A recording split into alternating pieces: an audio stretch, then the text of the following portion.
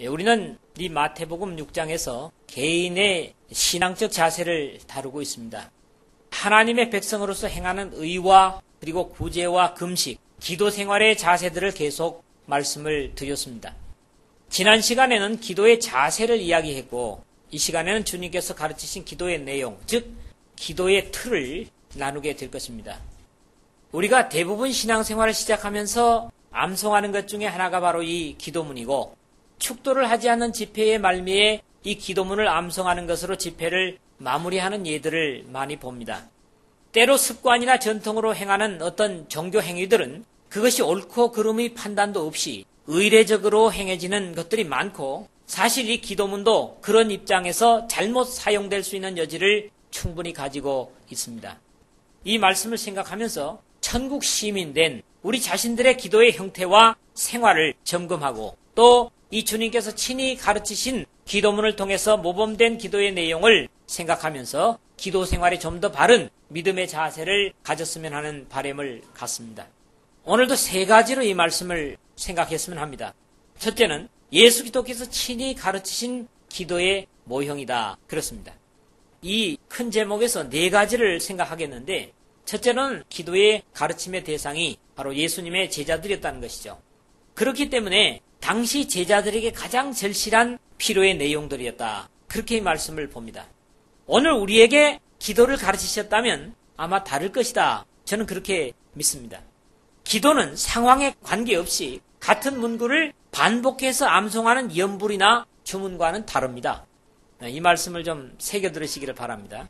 구체적인 내용을 다루면서 생각을 하겠지만 사실적인 상황을 아뢰고 하나님의 뜻을 구하는 것은 같지만은 그 구체적인 내용은 상황이나 시대적으로 다를 수 있기 때문에 제자들에게 합당한 기도가 오늘 우리에게 아닐 수 있다. 그런 말씀입니다. 예수님께서 이것을 기도하라고 우리에게 말씀하시지 않으시고 이런 형식으로 기도하라 하신 말씀이기 때문에 오늘 우리 믿음의 사람들이 형태는 본받을 필요가 있지만은 이미 이루어진 내용들에 대해서는 구할 필요가 없고 이미 이루어진 것들을 구한다고 하면 역시 반복적으로 구하는 것이 되기 때문에 주님께서 가르치셨던 기도의 자세에서도 어긋나는 것이다. 그렇게 말씀을 드릴 수가 있습니다. 두 번째로는 가장 아름답고 균형 있는 기도의 모범이다. 그렇게 확신합니다. 그러나 여기에서도 역시 단선했습니다. 그때 그곳에 그리고 오늘 이곳에 우리에게 말씀은 역시 의미적으로는 전달이 될 수 있다고 하는 것을 전제로 해야 됩니다. 그러므로 라고 하는 말씀으로 이 기도의 모형이 시작되고 있다고 하는 것도 여러분들이 눈여겨볼 필요가 있습니다. 앞에서 경계하신 부정적인 기도의 자세들을 너희들이 알았다면 이렇게 기도를 해야 된다. 그렇기 때문에 그러므로 라는 말입니다. 첫째로는 하늘에 계신 우리 아버지여 그렇게 이 기도가 시작이 되죠. 이것은 기도의 대상을 부르는 고백으로 기도의 시작 부분으로 받아들여지게 됩니다. 본래 유대인들의 생각은 하나님은 하늘에 계신 분으로 고백되어지는 성경의 많은 기록들을 봅니다. 다 말씀드리기는 어렵습니다만은 열왕기상 8장 39절, 욥기서 16장 19절, 전도서 5장 2절, 다니엘 2장 19절 등등 수없이 많은 구절들에서 하나님은 하늘에 계시고 또 계신 곳 하늘에서 들으시고 이런 표현으로서 유대인들이 일반적으로 하나님은 하늘에 계시다고 하는 그런 의식을 가졌던 것 같습니다. 첫째로는 그렇기 때문에 당시에 이러한 일반적인 사상에서 가르쳤을 것이다. 그렇게 이해를 합니다. 누구든지 기도를 할 때는 먼저 그 대상을 부르게 되어 있습니다. 그러나 어느 누구도 다른 종교에서는 자신이 기도해야 할 대상을 이렇게 가까이 대할 수는 없습니다. 하나님이 아닌 대개의 종교의 행위는 항상 진노하는 신들을 위로하고 노하지 않게 하기 위한 이유이기 때문에 절대로 가까이 하거나 다정하게 대할 수 없는 존재가 섬기는 신이었습니다. 그러나 이 부름에는 우주에 충만해 계신 하나님의 영광과 위엄을 찬양하는 고백도 담겨 있으면서도 그분은 우리의 아버지시다. 이런 가까운 하나님으로 의식을 하는 것을 보는 겁니다. 예수 그리스도를 통해서 우리는 창조주요 이 우주의 주인이신 하나님을 아버지라 부르는 은혜를 얻게 되었습니다. 아버지라고 하는 명칭이 뭡니까? 우리의 모든 필요를 채우시는 분, 우리를 모든 악으로부터 지키시는 분, 그런 분으로서 하나님을 하늘에 계신 아버지 이렇게 부를 수 있다는 거죠. 이것 자체가 또 얼마나 감사합니까? 그 다음에는 이름이 거룩히 여김을 받으시오며 그랬거든요. 이것은 뭡니까? 영광과 위엄에 대한 찬양입니다. 우리가 기도의 대상을 불렀다면 하나님께 먼저는 영광과 존귀를 돌리는 그런 내용이겠죠. 그 하나님의 사랑과 은혜의 역사에 대한 찬양과 영광을 돌리는 것은 당연한 기도의 순서가 되지 않겠습니까? 이것은 이 드리는 기도에 확신을 더해주는 감격이요 찬양입니다. 이 기도를 통해서도 하나님의 영광된 이름, 복되신 이름의 영광을 받으시기를 원하나이다. 그런 바람을 담은 기도의 내용입니다. 저는 지금 이 기도의 내용을 7가지로 대략적으로 나눠서 생각을 하고 있습니다. 순서적으로요. 그 다음에 10절에 보면 나라의 임하옵시며 뜻이 하늘에서 이룬 것 같이 땅에서도 이루어지이다 그랬죠. 세 번째 내용인데요. 주님의 의를 구하는 자세라고 봅니다. 제자들 당시에는 아직 임하지 않은 하나님의 나라에 대한 간구였음이 분명합니다. 이때의 나라는 바로 때가 찼고 하나님의 나라가 가까웠다. 마가복음 1장 15절과 마태복음 4장 17절에 하신 주님의 말씀에 근거할 때 분명히 하나님의 나라입니다. 이유가 없겠죠? 즉 하나님의 나라가 가까웠다고 하는 것은 아직 이 땅에 임하지 않았다는 뜻이기 때문에 그 하나님의 나라가 임하게 해달라는 것이 주님이 제자들에게 가르치신 본래적인 기도의 내용이었다고 하는 것이죠. 그러나 주님은 내가 하나님의 성령을 힘입어 귀신을 쫓아내는 것이면 하나님의 나라가 이미 너희에게 임하였느니라 하는 마태복음 12장 28절의 말씀을 하심으로써 성령의 오심과 능력의 역사는 하나님의 나라의 임재 사실이라는 말씀을 하셨습니다. 그리스도교는 이 땅 위에 하나님의 나라가 임하게 하는 운동입니다. 우리가 그 일을 해야 됩니다.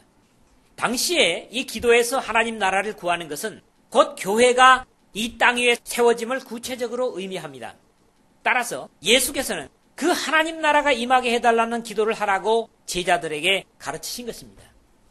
그러나 이 하나님의 나라는 오순절날 교회가 이 땅 위에 세워진 이후인 오늘날에는 나라의 임하옵시고라는 기도를 되풀이할 필요가 없다는 것입니다. 성경에 나타난 하나님의 나라는 장소 개념이 아니고 어디든지 하나님의 통치가 이루어지는 것이면 하나님의 나라입니다. 이 사실에 우리가 확신을 가져야 됩니다. 교회는 바로 예수 그리스도를 그 머리로 하는 몸이기 때문에 그리스도의 통치를 받습니다. 그 하나님의 나라인 교회는 음부의 권세가 이기지 못하는 유일한 기관입니다. 마태복음 16장 18절에도 그랬습니다. 음부의 권세가 이기지 못하는 것은 뒤집어 말하면 교회만이 음부의 권세, 곧 마귀의 권세를 이긴다는 말씀이므로 귀신을 쫓아내므로 하나님의 나라가 이미 임하였다 하신 주님의 말씀과 같습니다. 그러므로 교회는 하나님의 나라의 지상 완성이었습니다. 따라서 원칙적으로 나라가 또다시 임하게 해달라는 기도를 하는 것은 옳지 않습니다. 그것은 이 땅에 이미 와 있는 하나님의 나라인 교회를 부정하는 것이 되기 때문입니다. 그러므로 나라에 임하옵시며 뜻이 하늘에 이룬 것 같이 땅에서도 이루어지이다는 오늘 우리의 기도 속의 의미는 우리의 삶에 늘 하나님의 임재를 구하고 하나님의 완전한 통치가 나의 삶의 모든 영역에 우리의 교회에, 사회에, 세계에 이루어질 것을 구해야 할 내용입니다.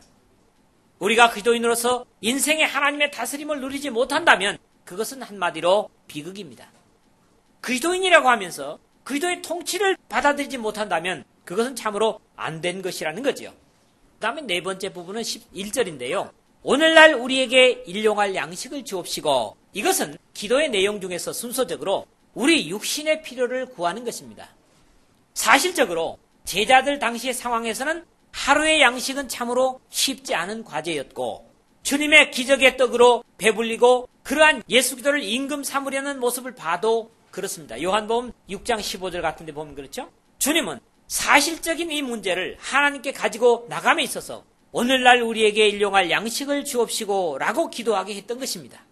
그러나 오늘 우리 시대에는 몇 개월분이 아니면 최소한 며칠분의 양식이라도 미리 준비해 놓고 살아가는 환경에서 일용할 양식을 달라는 기도는 옳지 않습니다.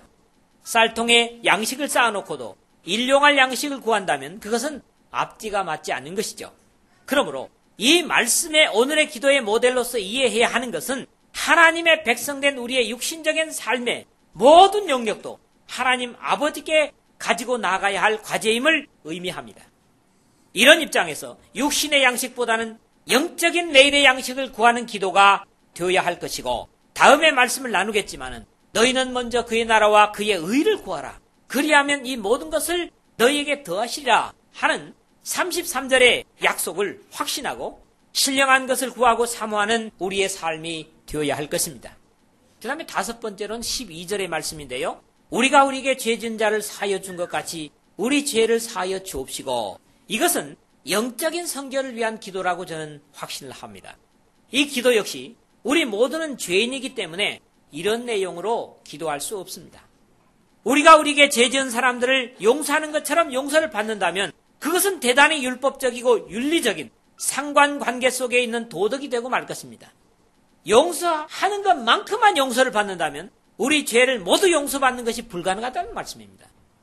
우리의 사죄는 주님을 믿고 순종함으로 세례를 받고 물속에 죽고 거듭남으로 새 사람이 될 때 완전히 해결될 수 있는 것입니다. 그러므로 이 기도야말로 오늘 우리에게 합당치 않은 기도의 항목입니다. 다만 우리가 용서를 받았다면 형제를 자매를 용서해야 되는 것은 당연한 이치에서 이 말씀을 이해해야 할 것입니다. 죄악이 관영한 세상에서 성령과 더불어 의롭게 살 수 있도록 주님의 능력과 의를 구하는 것이 죄에 대한 기도로는 더 합당한 자세가 될 것입니다. 물론 우리가 주님의 용서받은 것처럼 다른 사람을 용서해야 하는 것은 너무나 당연합니다. 내가 너를 불쌍히 여김과 같이 너도 내 동관을 불쌍히 여김이 마땅치 아니하냐. 마태복음 18장 33절에 주님은 그렇게 말씀을 하셨고요. 우리가 남을 용서함으로써 용서받을 수 있는 죄는 존재치 않는 것이 복음 속의 사람들의 삶입니다. 우리는 주님을 순종하고 사죄를 받음으로써 나면서부터 죽을 때까지의 죄를 이미 완전히 해결받은 사람들입니다. 바울은 구원받은 사람들을 향해서 서로 인자하게 하며 불쌍히 여기며 서로 용서하기를 하나님이 그리스도 안에서 너희를 용서하신과 같이 하라. 에베소서 4장 32절. 누가 너에게 혐의가 있거든 서로 용납하여 피차 용서하되 주께서 너희를 용서하신 것과 같이 너희도 그리하고. 골로새서 3장 13절. 이렇게 서로 용서할 것을 가르치고 있습니다. 기도의 내용보다 말이죠. 그 다음에 여섯 번째로는 13절의 내용입니다. 우리를 시험에 들게 하지 마옵시고 다만 악에서 구하옵소서 한 부분입니다. 이것은 믿음을 바로 지킬 수 있게 해달라고 하는 간청이라고 저는 확신을 합니다. 이 시대의 가장 절실한 기도라고 봅니다. 주님께서 마지막 때를 말씀하시면서 거짓 그리스도들과 거짓 선자들이 일어나 큰 표적과 기사를 보이어 할 수만 있으면 택하신 자들도 미혹해 하리라. 마태복음 24장 24절과 마가복음 13장 22절에 그렇게 말씀하셨고, 또는 베드로 사도는 근신하라 깨어라 너희 대적 마귀가 우는 사자같이 두루다니며 삼킬 자를 찾나니 라는 위기 속에서 우리 힘으로는 대적할 수 없기 때문에 우리의 약함을 주님께 의탁하는 기도는 당연한 것입니다. 바울도 자신을 위한 기도를 부탁하고 있는 것을 읽습니다. 또한 우리를 무리하고 악한 사람들에게서 건지옵소서 하라. 믿음은 모든 사람의 것이 아님이라 주는 미쁘사 너희를 굳게 하시고 악한 자에게서 지키시라 그랬다고요. 우리를 악한 자들에게서 지키게 해달라고 하나님께 기도 요청하라는 겁니다. 왜? 믿음은 모든 사람의 것이 아니기 때문에. 그렇죠? 그러나 주님은 약속하십니다. 사람이 감당할 시험 밖에는 너희에게 당한 것이 없나니 오직 하나님은 미쁘사 너희가 감당치 못할 시험당함을 허락지 아니하시고 시험당할 즈음에 또한 피할 길을 내사 너희로 능히 감당하게 하시느니라. 믿음 안에 주님의 보호를 받고 주님의 보호를 요청하는 기도의 사람들에게는 감당치 못할 시험 외에는 허락하지 않으신다 하는 주님의 약속입니다. 할렐루야. 그 다음에 13절에 이제 일곱 번째 마지막 내용인데, 나라와 권세와 영광의 아버지께 영원히 있사옵나이다. 아멘. 그랬다고요. 저는 이 내용을 최종적인 의탁이라고 이해를 합니다. 이 마지막 기도의 종결은 누가복음에는 없는 말씀입니다. 우리 모두의 기도의 종결은 이래야 한다고 믿습니다. 마치 아버지께 마지막 기도로 순종하며 드리는 겟세마나의 기도와 같은 내용입니다. 그러나 나의 원대로 마옵시고 아버지의 원대로 하옵소서 하는 마태복음 26장 39절과 마가복음 14장 36절, 누가복음 22장 42절의 말씀 같은 내용이 되겠습니다. 아무리 마음에 맞는 기도를 드렸어도 그 기도의 응답의 권한은 하나님께 돌리는 기도야말로 우리 믿음의 자세가 되어야 합니다. 대개 나라와 권세와 영광이 아버지께 있사옵나이다 하는 그런 고백이야말로 모든 기도의 종결이 되어야 된다고 믿습니다. 첫 번째 큰 제목에서 세 번째입니다. 그러나 암송하거나 이 내용으로 구체적인 기도를 대신하는 것은 옳지 않습니다. 이 부분에서 여태껏 이 기도를 가지고 암송하고 했던 사람들에게 조금은 걸림이 되는 말씀일 수 있습니다. 그러나 이 말씀을 잘 들어 이해하시기를 바랍니다. 그러므로 너희는 이렇게 기도하라. 오늘 9절 상반절에 그랬고요. 너희는 기도할 때 이렇게 하라. 누가복음 11장 2절에 그렇게 기록이 되고 있습니다. 본래 이 모형적인 기도가 본문에서는 주님께서 잘못된 기도의 문제를 경계하신 후에 자의적으로 제자들에게 가르치신 것으로 나타나지만은 병행 구절인 누가복음에서는 제자들의 요청에 의해서 말씀하신 것으로 나타납니다. 예수님께서 한 곳에서 기도하시고 마치심에 제자 중 하나가 여짜오되 주여 요한이 자기 제자들에게 기도를 가르친 것과 같이 우리에게도 가르쳐 주옵소서. 이런 요청에 의해서 이 기도의 말씀이 제자들에게 들려지고 있다는 거죠. 예수께서 이르시되 너희는 이렇게 기도하라. 아버지여 이름이 거룩히 여김을 받으시오며 나라의 임하옵시며 우리에게 날마다 일용할 양식을 주옵시고 우리가 우리에게 죄 지은 모든 사람을 용서하오니 우리 죄도 사하여 주옵시고 우리를 시험에 들게 하지 마옵소서 하라. 그렇게 말씀하셨는데 오늘 본문의 내용과 같은 형태이지만 좀 단순화된 감이 있습니다. 그럼에도 오늘 우리는 이 누가복음의 내용은 전혀 사용하지 않고 본문의 말씀만을 주기도문으로 사용하고 있는 것도 문제가 있습니다. 주님이 가르친 꼭 같은 기도의 내용인데 말이죠. 그렇지 않습니까? 주님께서 너희는 이것을 기도하라 하신 것이 아니라 이렇게 기도하라 하신 기도의 모델이므로 의미를 생각지 않고 반복해서 암송하는 것은 아직 기도할 줄 모르는 어린 신앙의 사람들에게나 필요한 자세일 것입니다. 또 앞에서 이 내용을 순서적으로 생각했던 것처럼 이미 제자들에게 가르친 기도의 내용이기 때문에 이루어진 내용을 반복적으로 구하는 것도 하나님 앞에 옳지 않다는 것이죠. 예수님께서는 이 기도 바로 앞에서 또 기도할 때에 이방인과 같이 중언부언하지 말라. 저희는 말을 많이 하여야 들으실 줄 생각하느니라. 그러므로 저희를 본받지 말라. 구하기 전에 너희에게 있어야 할 것을 너희 아버지께서 아시느니라. 7절 8절에서 그렇게 말씀을 하시고 그러므로라는 말씀과 함께 이 기도의 모형을 제시하셨음을 기억하고 이해를 해야 합니다. 그 다음에 이 첫 번째 제목에서 네 번째로는 예수 그리스도의 이름으로 구하는 것이 빠져 있다는 겁니다. 구속의 역사를 완성하기 이전이기 때문에 주님의 이름으로 구하라는 명령이 빠져 있습니다. 내 이름으로 구하라는 말씀은 예수 그리스도의 최후의 만찬 자리에서 구속을 완성하신 후에 제자들에게 기도를 이렇게 하라고 하시면서 가르치신 내용입니다. 너희가 내 이름으로 무엇을 구하든지 내가 시행하리니 이는 아버지로 하여금 아들을 인하여 영광을 얻으시게 하려 함이라. 내 이름으로 무엇이든지 내게 구하면 내가 시행하리라. 요한복음 14장 최후의 만찬 자리에서 이렇게 기도를 예수님의 이름으로 하라고 하는 것을 계속해서 말씀하시는 것을 보는데 제가 요한복음 14장 13절에서 14절의 말씀을 읽었습니다마는 15장 16절, 16장 23절에서 24절에도 같은 내용입니다. 16장 26절에도 그렇고요. 내 이름으로 기도해라. 그렇기 때문에 예수님께서 십자가를 지시고 구속의 역사를 완성하시고 부활하시고 하늘로 승천하신 후에 이 땅에 교회가 탄생하면서부터는 주님의 이름으로 기도하기 시작했습니다. 이런 이유에서 오늘날의 모든 기도는 예수님의 이름으로 드리게 됩니다.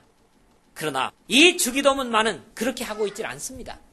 기도의 권한은 우리 개인의 경건이라든가 자신의 의 때문이 아니라 오늘날을 하나님의 자녀되게 하기 위해서 십자가를 지신 주님의 희생 때문이고 그 십자가를 힘입어 하나님 아버지 앞에 당당히 나가는 것이기 때문에 주님의 복되신 이름으로 구해야 하는 것입니다. 그래서 우리는 기도할 때마다 맨 마지막에 예수님의 이름으로 기도합니다. 그러지 않습니까? 크게 이제 두 번째로는 그러나 체계적이거나 아름다운 기도를 못한다고 해서 염려할 필요는 없습니다. 이 말씀을 듣고 낙심하는 사람이 있을 것 같습니다. 어떤 사람은 그래요. 나는 기도를 못해요. 기도를 하려고 해도 기도를 못하는데 기도하는 것 좀 가르쳐 주세요.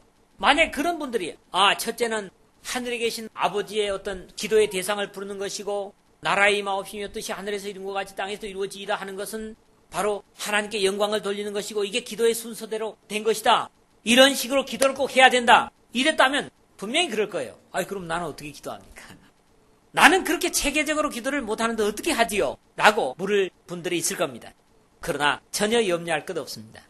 지난 시간에 우리가 이미 말씀드렸듯이 하나님은 이미 우리의 마음을 아시고 들으시는 분이십니다. 믿습니까? 우리의 신앙의 자세만 주님의 뜻에 순종으로 최선을 다한다면 기도의 말투가 서투르다고 문제가 되는 건 아닙니다. 이 사실에 분명한 확신을 갖기를 바랍니다. 에베소서 3장 20절에 우리의 온갖 구하는 것이나 생각하는 것에 넘치도록 능히 주실 주님이시라는 겁니다. 그러나 물론 예배 중에 대표 기도는 규칙을 따라 체계적으로, 왜? 전체가 함께 기도하는 것이기 때문에 좀 준비를 할 필요가 있습니다. 무엇보다도 우리에게는 기도의 중보자가 계십니다. 그러니까 우리가 잘못 기도를 설령 한다고 할지라도 문제가 되지 않는다는 거죠.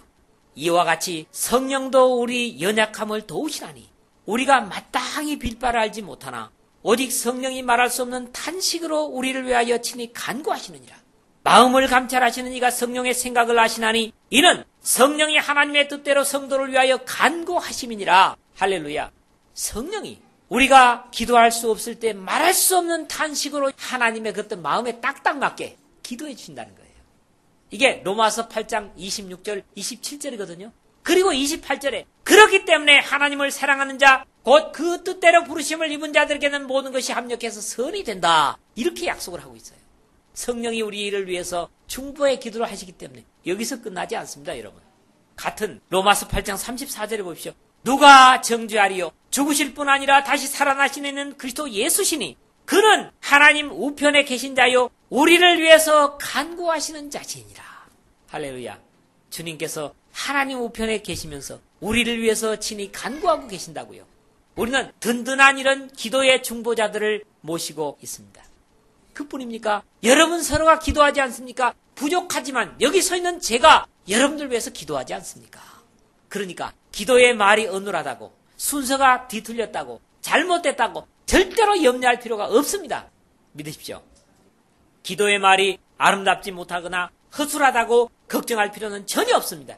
어린아이가 어머니의 젖을 구하는 표현은 아주 단순하지만 어머니는 쉽게 알아차리듯 하나님의 백성들이 단순하고 진실하다면 기도는 반드시 응답될 것입니다. 할렐루야. 마지막으로 세 번째, 기도는 아무리 해도 지나치지 않습니다.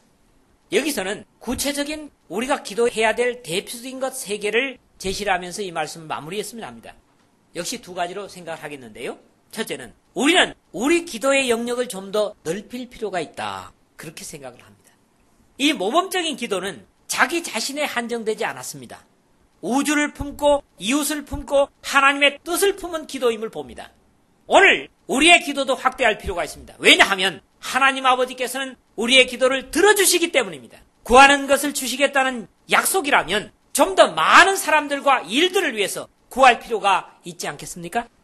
고린도인들이여 너희를 향하여 우리의 입이 열리고 우리의 마음이 넓었으니 너희가 우리 안에 좁아진 것이 아니라 오직 너희 심정에 좁아진 것이니라. 내가 자녀에게 말하듯 하노니 보답하는 양으로 너희 마음을 넓히라. 여기서는 마음을 넓히라 그랬어요. 그럼 뭡니까? 우리의 신앙의 영역을 넓히라는 것이고 또 많은 아픔들조차도 수용할 수 있어야 된다는 얘기고 우리는 우리의 기도의 영역을 넓힐 필요가 있습니다.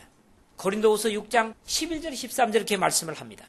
두 번째로는 우리가 감당해야 될 세 가지의 기도를 할 수 있어야 합니다. 디모데전서 2장 1절에서 4절의 내용입니다.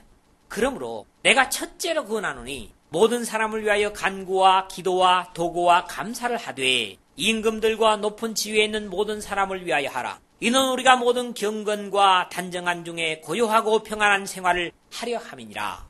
이것이 우리 구주 하나님 앞에 선하고 받으실 만한 것이니 하나님은 모든 사람이 구원을 받으며 진리를 아는 데 이르기를 원하시느니라. 그러더라고요. 여기에 보세요. 모든 사람을 위해서 기도하라. 높은 지위에 있는 모든 사람을 위해서 기도하라. 우리를 위해서 또는 우리의 신앙을 위해서 기도하라. 모든 사람의 구원을 위해서 기도하라. 이 내용에 세 가지 기도가 있습니다. 첫째는 간구와 기도와 도구와 감사를 하라는 거예요. 이 간구라는 게 뭡니까? 데에시스라는 말입니다. 이 말은 청원, 간청 그런 말입니다. 어떤 경우에 교회를 위한 많은 기도가 있지만은 정말 하나님 앞에 자리를 옮기면서 청원하는 기도가 있습니다. 하나님이 이 기도를 아실 겁니다. 들으실 겁니다. 간절히 기도드려야 될 그런 제목들이 있습니다. 당면된 문제들이 있습니다. 이런 기도를 우리는 간구라고 그럽니다. 한마디로 간절히 구하는 겁니다. 현재의 당면한 위기와 어려움에 대한 간절한 청원의 기도를 간구라고 합니다. 모두에게 간구의 기도가 분명히 있습니다. 두 번째로 기도라는 말이 뭡니까? 프로슈케 또는 프로슈코마이라는 말인데요. 이 말은 하나님께 기도드리다, 하나님 앞에서 무릎을 꿇고 기도하다, 예배하다, 그런 자세입니다. 일반적인 모든 기도를 총괄하는 말입니다. 예배에서 드리는 기도도 마찬가지고 우리 생활 속에서 드리는 기도도 여기에 포함이 될 겁니다. 일상적으로 또는 영광을 돌리기 위한 기도의 내용들을 하나님의 영광을 구하고자 자신의 영적으로 살도록 하는 매 순간의 기도는 바로 호흡처럼 하는 기도가 될 것입니다. 세 번째는 뭐예요? 도구가 있다고요. 이 말은 엔티오크시스 그런 말인데, 남들을 위한 중보의 기도 또는 회견, 서로 의논하고 회의하는 그런 의미가 있어요. 이 엔티오크시스라는 말에는. 그래서 이것은 모든 그리스도인들이 드려야 될 중보의 기도입니다. 그리스도인들은 자기만을 위해서 기도하지 않습니다. 또 교회만을 위해서 기도하지 않습니다. 모든 인류는 바로 그리스도인들이 드려야 될 중보 기도의 대상입니다. 그래서 엔티오크시스라는 거예요. 도구의 기도를 드려야 된다는 겁니다. 남들을 위한 중보의 기도를 모두 잘 감당해서 하나님의 영광을 구하고 신앙의 삶을 매사에 실행하며 동료 그리스도인들과 중보해야 할 영혼들을 위한 중보의 기도를 잘 감당하므로 주님의 십자가의 희생을 더욱 효력 있게 하는 온 인류를 위한 기도를 감당해 나가야만 하는데, 그래서 디모데전서 2장 1절에 3절까지 이런 기도를 하라 그래 놓고 4절에 하나님은 모든 사람이 구원을 받으며 진리를 아는 데 이르기를 원하시느니라 그랬다고요. 우리의 기도로서 더 많은 사람이 구원에 이끌려 올 수 있도록 우리는 그 중보의 기도를 잘 해야 된다는 말씀입니다. 오늘날의 신앙인들이 모여서 함께 기도하는 데는 열심을 갖습니다. 금요일날 기도가 그런 거 아니에요. 대개 신앙인들이, 많은 교회들이 금요일날 기도에는 많이 참여하고 열심을 갖습니다. 그런데 그 모여서 힘을 가지고 나는 기도가 생활 속에, 세상 속에 연결이 안 된다는 겁니다. 항상 늘상으로 하는 그런 기도를 하지 못한다는 거지요. 그러니까 세상 속에 흩어져 살 때는 하나님의 백성됨의 모습인 기도를 늘 시행하지 못하는 이 시대의 안타까움을 봅니다. 그러므로 우리도 좀 더 기도해야 됩니다. 아무리 강조해도 지나치지 않습니다. 기도를 많이 합시다. 기도합시다. 기도하십시오. 아무리 강조해도 지나치지 않습니다.